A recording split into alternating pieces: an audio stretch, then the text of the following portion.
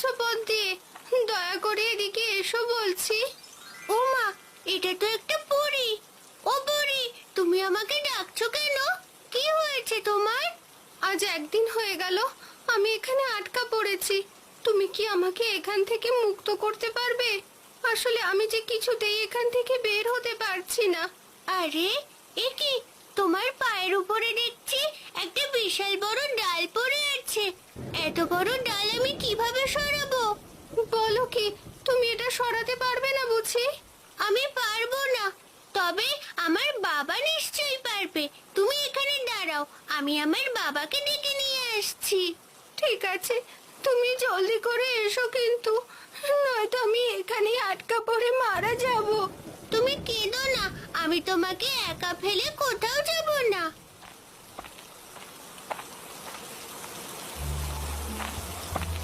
আরে ও দিদি, তোমাদের বাগানে সব কলা গাছ তো ভেঙে গেছে। রতন দা এবার কি করবে গো?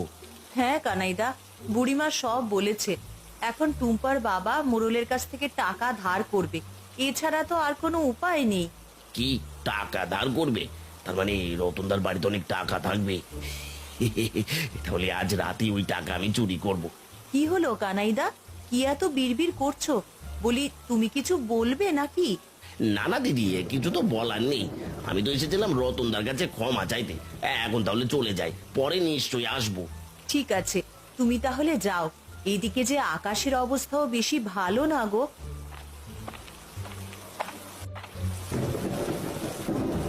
কি, মেয়েটা আসছে না কেন? সে কখন গেছে, এখনো যে ফিরে আসলো না। বলি, মেয়েটা আবার আমাকে দেখে ভয় পেল না তো?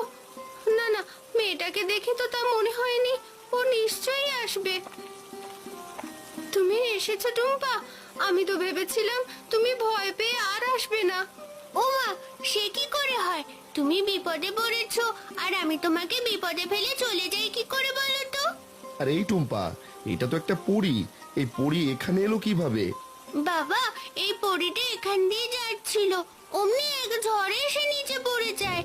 এরপরে একটা বড় গাছ ভেঙে তার উপরে পড়ে। হ্যাঁ, আমি এখানে আটকে গেছি, আমাকে এখান থেকে বের করো। তোমাদের অনেক ধন্যবাদ, তোমরা আমাকে অনেক বড় বিপদ থেকে বাঁচিয়েছো।